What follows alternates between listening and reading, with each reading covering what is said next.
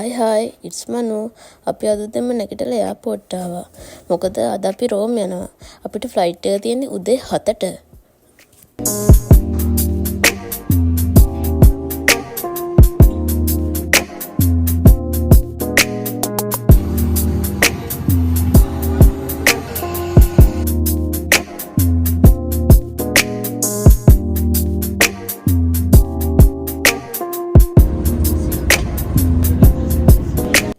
අපි දැන් රෝම් වලින් බැස්සා. අපිට පැලර්මෝ ඉඳන් රෝම් එන්න විනාඩි 45යි අපිට ගියේ.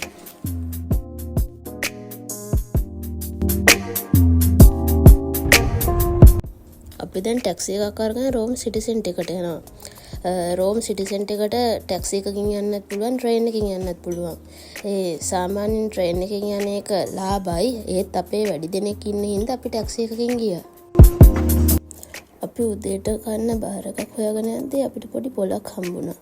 ඒ පොලේ විශේෂත්වය කියන්නේ ඒකේ තනිකර විදේශිකයෝ තමයි වෙළඳාම් කරන්නේ.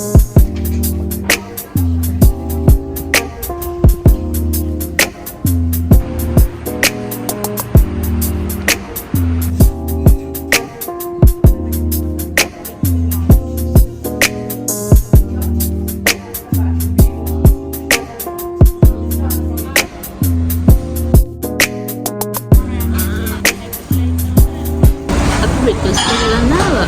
කවුචුටෙන් අපි වත්තිකානුවට යනවා. අද චුට්ටක් ඇහැරගෙන ඉන්න ඕන. මොකද අද ටිකක් ඇවිදින්න තියෙන වැඩි. තව ටිකකින් අපි යනවා වත්තිකානුවට.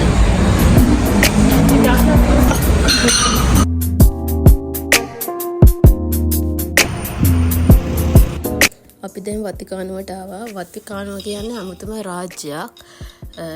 වත්තිකානුවේ නැති දෙයක් නැහැ. ඇත්තම කිව්වොත් පාප වහන්සේට ඒ කියන්නේ වෙනමම එයාපෝට් එකක් පාප වහන්සේට තියෙනවා.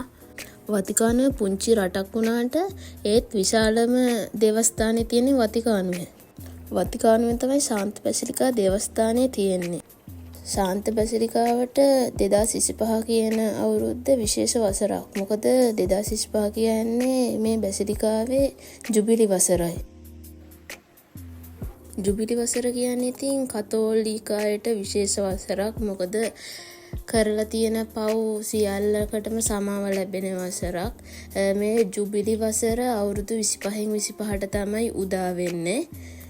මේ ජුබිලි වසරේ තේමාවක් තියෙනවා. ඒ තේමාව තමයි සංසුන් භාවනාවේ වන්දනාකරු. වතිකානුව ඇතුළට කිසිම ආගම් භේදයකින් තොරව ඇතුල් වෙන්න පුළුවන්. ඒ වගේම තමයි එක දෙයක් කියන්න ඕන, මේ අවුරුද්දේ වතිකානුවට ගියොත් ඒ කියන්නේ පව් මොන හරි කරලා තිබ්බනම් ඒ පව් සේරම මැකෙන සමාව ගන්න පුළුවන්.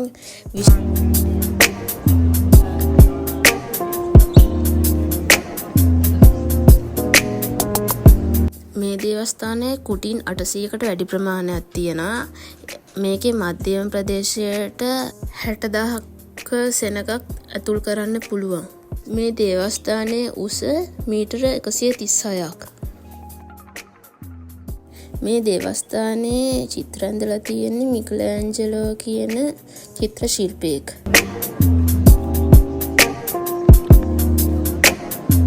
අද 12ට පූජාවක් තියෙනවා. 12 ඉඳන් 1 වෙනකම් පූජාව තියෙන්නේ. මෙතනට ඇතුල් කරන්නේ පොලිමේ ඉඳලා. පොලිමේ ඉඳලා කට්ටියම එකපාර ඇතුල් කරන්නෙත් නැහැ. ටිකින් ටිකට තමයි ඇතුල් කරන්නේ. ඒත් ටිකින් ටිකට ඇතුල් කරත් මාරම සෙනගක් ඉන්න මේ දේවස්ථානේ නරඹන්න. පූජා තියෙන්නේ ලතින් භාෂාවෙන්. මෙහි නිල භාෂාව ලෙස සැලකෙන ලතින් භාෂාව. මෙහි බැංකු වල වුණත් හැම එකක්ම තියෙන්නේ ලතින් භාෂාවෙන්.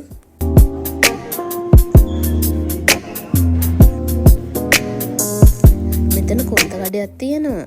අපි ඇතුල් වෙලා බලමු කොන්ත කඩේ මොනවද තියෙන්නේ කියලා.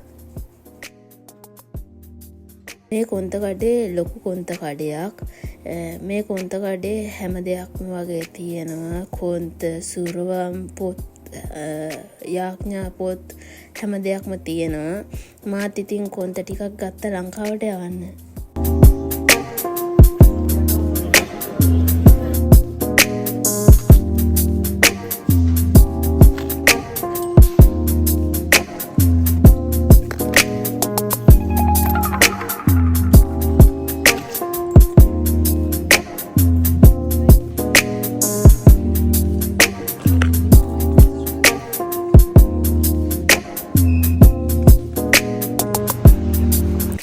දැන් වතිකානෙන් එළියට ආවා. දැන් දවල් වෙලා තියෙන්නේ.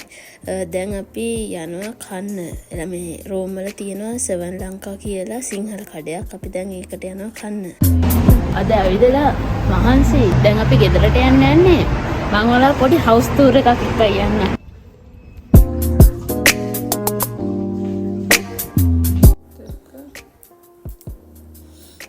ඇතුල් වෙච්ච ගමන්ම අල්මාරියක් තියෙනවා.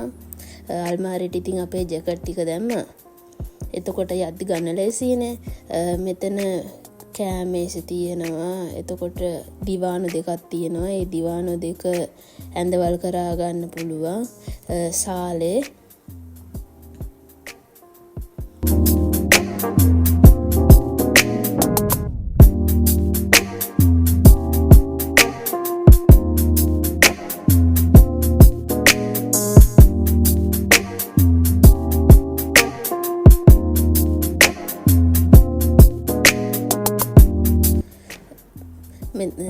අපිට තවත් කාමරයක් තියෙනවා. මේ කාමරේ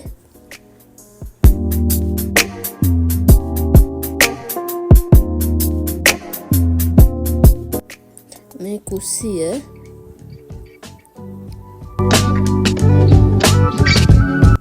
හැබැයි ගොඩක් ලේසි. මෙහෙම කුස්සියක් තියෙද්දි අපිට ඕන විදිහට කෑමක් බීමක් හදාගෙනත් කන්න පුළුවන්.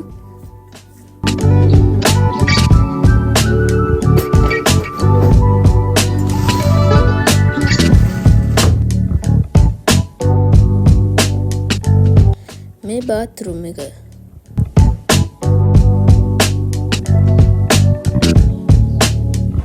එහෙනම් අදට ඇති. එහෙනම් ඊළඟ වීඩියෝ එක බලන්න බලාපොරොත්තු වෙමින් ඉන්න.